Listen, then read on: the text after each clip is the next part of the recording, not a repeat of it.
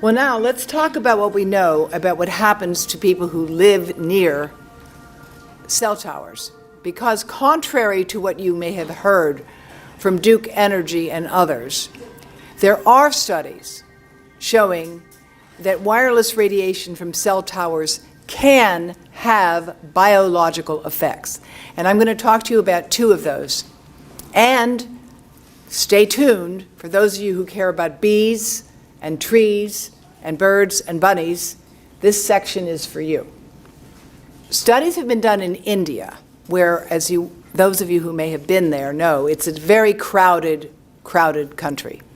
And they were able to evaluate the effect of radio frequency radiation from mobile phone base stations, towers and this is what you will see in many, many places near India.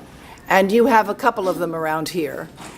If your tower is tall and away from people, that's a good thing.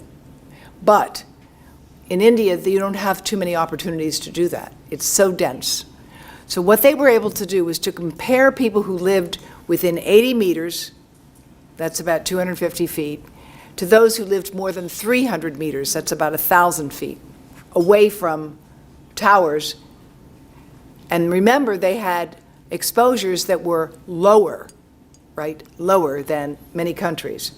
And what they found was specific types of biochemical markers in the blood that we know predict cancer risk and show inflammation. They showed significant increases in those things in the blood of people who lived closer to cell phones. I won't bother going through the tongue-twisting names of those for those of you who are not basic scientists. And I should have asked, by the way, how many of you in this audience are basic scientists or biologists, building biologists even? Oh, so I'm going to keep it very basic for what I'm talking about here then. These are markers of the health of a population, and they showed a statistically significant indication of damage in the blood. This is not just people saying, oh, I've got headaches, or this is only biochemical indicators of damage, and that's what they found. Now, my colleague in Australia, Malka Halgamug, is an expert in machine learning. It's a form of artificial intelligence, and she applied it to over 145 peer-reviewed studies on the topic of plants and RF. She found 145 peer-reviewed studies, so there is a literature.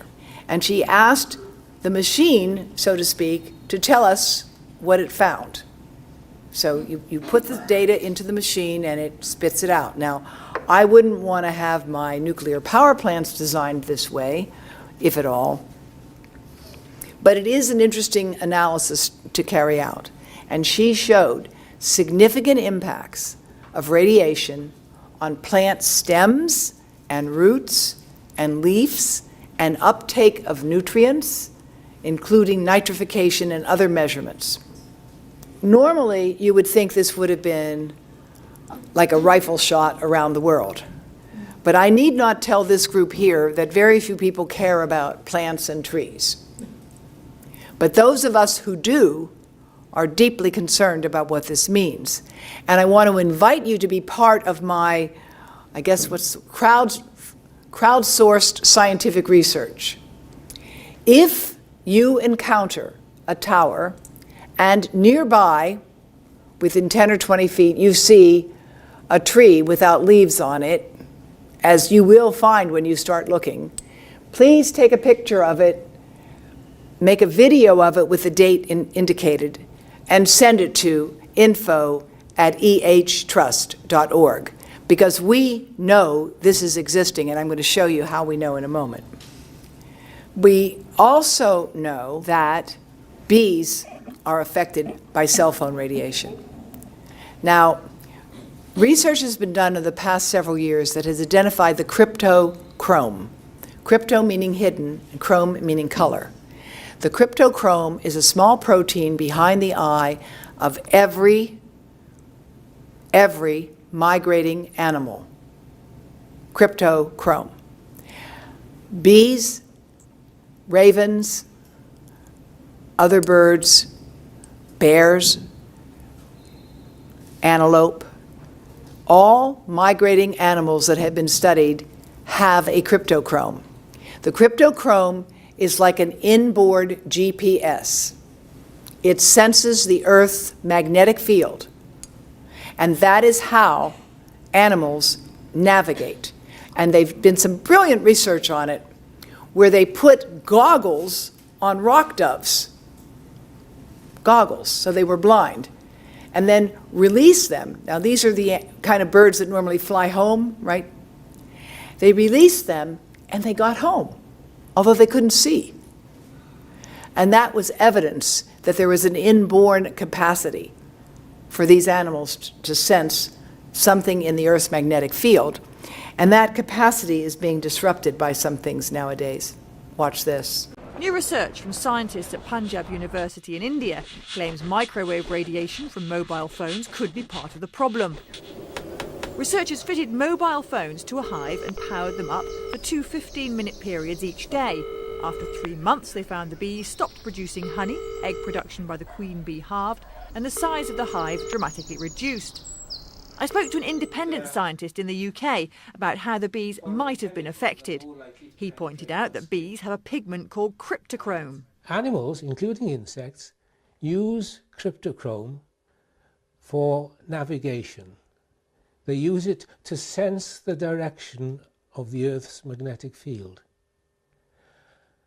And its ability to do this is compromised by the radiation from mobile phones and their base stations. So basically, bees do not find their way back to the hive. Dr Goldsworthy has written to the UK communications regulator Ofcom suggesting they change the phone frequencies so bees won't be confused. And you can imagine the response so far. Now, what about the trees? I want you to look at this. You see what I've circled there. If you look, the arrow is pointing to the towers, the cell towers, okay? And then the rotation is marking the part of the tree at the top where, if you look carefully, you will see there are branches with no leaves. What the electromagnetic radiation is doing is killing the most proximate, most distant parts of the tree, and eventually the whole tree will die. It starts on one side and extends eventually to the whole tree. That's what I want you guys to crowdsource.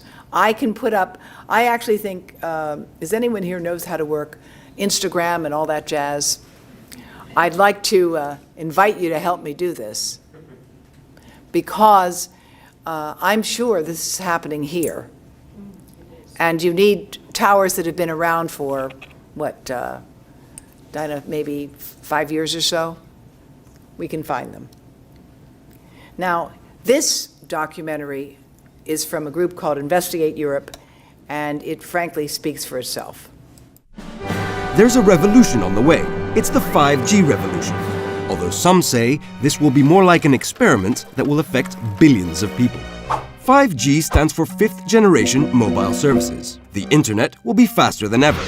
Downloading a high-definition movie will take mere seconds. By 2025, the European Commission is planning for all urban areas across the continent to have seamless 5G coverage.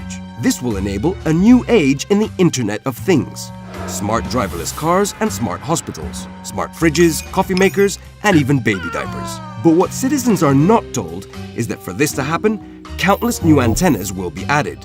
In our neighborhoods, our workplaces, even in our homes. Are mobile communications dangerous? The scientific community is divided. Some experts maintain they are safe, others have serious concerns. In 2011, the WHO classified electromagnetic fields associated with cell phones as possibly carcinogenic to humans. And studies published in 2018 showed that when rats were exposed to such fields, it increased their risk of certain types of cancer. Even among those who believe the technology is safe, many admit that more studies are needed. And for 5G, there are almost no studies. Telecom companies themselves have noted that electromagnetic signals may pose health risks. So why are the EU Commission and our governments turning a blind eye? They cite guidelines established by transnational scientific bodies. But Investigate Europe has found that these bodies are closed clubs. People with dissenting opinions are not invited in, and a significant number of the scientists involved have received funding from companies with vested interests in the 5G rollout. There is no risk-free society. Other things we consume are also bad for our health, from alcohol to junk food. But if you don't want a hamburger, you can simply avoid hamburgers. With 5G, there is no opt-out. And that's our dilemma, isn't it? That's the dilemma. This can be also found on our website as well. We go from the trees to the bugs. As you know, there are over 1,000 different insects that are critical to pollination. Without pollination, we have no agriculture. 5G radiation has been shown in a peer-reviewed publication to induce heating and disrupt behavior in insects. This is a very important study, and it was done by a group of scientists who often work for industry. They made models of insect bodies, and they showed that the wavelength of 5G, which is very, very small, resonates with the body of these insects. And you can see the difference in the 2G, 24G, 120G. And again, you see much greater exposure in the model for the 120G on the right. And this is relatively recent research. And they say that this kind of absorption could lead to major changes in behavior as well as morphology over time. Now, this is what 5G looks like. You may have seen it here yet. It doesn't have to look like this, by the way. It doesn't have to look this ugly. So if you're in a wealthy community or a community where people know enough to make a fuss, they can disguise it. They can put it in the school mascot. They can put it in a very arty-looking street lamp. Totally. But more important than all of this is that currently, legislation is pending in the U.S. Congress, sponsored by Senators Thune and Schatz, that says there can be no objection on any grounds at all to the siting of 5G antenna anywhere. Period. Schatz and Thune, bipartisan sponsorship, wants to make sure the federal government could do this, and it's called the streamlining of 5G bill. Another component of it will be to transfer liability to the cities whose poles the 5G antennas are on.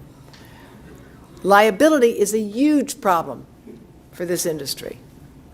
There will be up to 3 million new antennas installed in the United States to tie together the Internet of Things.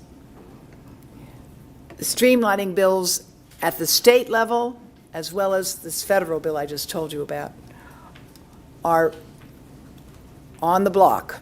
And it's up to you to organize letter rating campaigns to oppose these proposed legislation.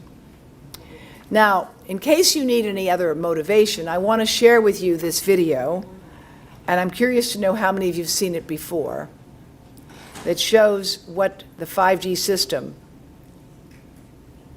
does when used as a weapon. These service personnel playing the role of an unruly mob at Georgia's Moody Air Force Base are about to fall prey to an invisible ray. The hulking panel atop this Humvee is part of what the U.S. military calls the Active Denial System, or ADS. It's designed to incapacitate enemy combatants with an unnerving, non-lethal sensation of intense heat. Watch as the ray silently strikes and scatters the crowd. The active denial system has 3 great characteristics. First of all, it's safe. Second, it's effective. And third, it has a tremendous range compared to the other non-lethal weapons that today's warfighter has. This is the heart of this 100 kilowatt transmitter. This is the gyrotron. 200 kilowatts of electricity is fed in, and 100 kilowatts of radio frequency comes out. That millimeter wave energy comes out an aperture underneath the main reflector, hits the subreflector, which illuminates that main reflector, and sends a roughly antenna-sized beam downrange. Those holes that you see in the antenna are for the cameras and other visual equipment that the operator uses so that he knows exactly where that beam is going. It's operated by a joystick. The operator looks into the console, sees exactly what that antenna is aimed at, moves the joystick left, antenna slews to the left, same way to the right. Then when there's an individual who's identified as a troublemaker, he has a cursor. He can put that cursor on that individual, pull the trigger that's on the joystick, and the energy is sent downrange at the speed of light. The electromagnetic radiation released by the active denial system is similar to the microwaves in your microwave oven, in that it causes the water molecules in the target to become excited and heat up. But that's where the similarity ends. The ADS is designed to heat only the very surface of the skin. It does this by outputting only the carefully chosen radio wave frequency of 95 gigahertz. Even though it can easily penetrate clothing, the ADS generates a much shorter and safer wavelength of radio waves than those used in microwave ovens. The active denial system millimeter wave directed energy beam reaches 1/64th of an inch into human skin. So that is the outermost layer of the skin, roughly equivalent to about 3 sheets of notebook paper. It is essentially affecting the pain nerves in the outermost layer of the skin, heating them up and causing an immediate repel effect. Even these stoic servicemen, aware of what's about to happen, engage, can't help but flinch when they feel the heat. This is the first time I've experienced the beam from the active denial system, and it feels like an intense warmth feeling, kind of similar to opening a very hot oven door, and it's a compelling feeling that you want to get out of the way of this beam. If you were not expecting this, it would definitely shock you and make you want to move. The ADS represents just the latest effort to devise an effective ray weapon. Well, I'm in favor of this, by the way. No, I am. I'd rather have this than bullets and bombs and killing people, but I really would rather not have it in my backyard. And the fact is, this is 95 gigahertz. The system they're talking about for our 5G now will be much less. But if you realize that society needs weapons, you might as well try to make them non-lethal. Now, in fact, this would not be a non-lethal weapon. That is to say, it could kill some people, because this is a very powerful thing. And a healthy crowd who might be coming into the U.S. Embassy, it might be a much better way to disperse a crowd than the techniques that we have used in the past. I recognize the need for national security and safety. So it's not that it's a bad idea per se for there to be weapons. But I don't want those weapons at my bedroom window. And I think that the prospect that 5G could become something other than a system of communication is very worrisome for many of us. Particularly in light of the fact that Harvard University published a study now about 8 years ago in which it concluded that the FCC is a captured agency, and concluded that consumer safety, health, and privacy have all been overlooked and sacrificed due to the unchecked industry influence, part of which was shown in that video from Investigate Europe. Again, this report came out and nothing changed. Things will only change when more of you get involved on this issue, get informed on this issue, and work to see that those in Congress understand that the game is over. No more are we going to let the industry decide what is safe when it comes to the technology that we're being exposed to, that our children and grandchildren are being exposed to. And certainly, given the proposal to expose people from space, I think many of us are very concerned about that. The U.S. today has among the highest allowable exposure limits in the world. Take a look. Japan, the United States, Canada, and way down there you've got China, Poland, Italy, Belgium. Exposures are much, much lower. Why? I can't answer that question except to say that for the past 30 years, there's been a revolving door between the FCC and the telecom industry. The current chairman of the FCC, a very smart man named Ajit Pai, for years worked for the cell phone industry. Under the Obama administration, the head of the FCC, another really smart guy named Tom Wheeler, formerly ran the Cell Phone Industry Association for 10 years. And there's no pretense. There's no pretense whatsoever. So that revolving door, I think, is part of the problem. Now, we know there's a problem because not only did I show you the science, but now let's take a look at what the companies are telling their shareholders in their 10K forms. The 10K is the form companies have to file every year to the SEC, that's the Securities and Exchange Commission, to acknowledge what liabilities they face. And this is what they say for Crown Castle. We currently do not maintain any insurance with respect to health effects of wireless radiation. Verizon says, we may incur significant expenses in defending these lawsuits. In addition, we may be required to pay significant awards or settlements. That's what they're telling their shareholders. But you don't know that.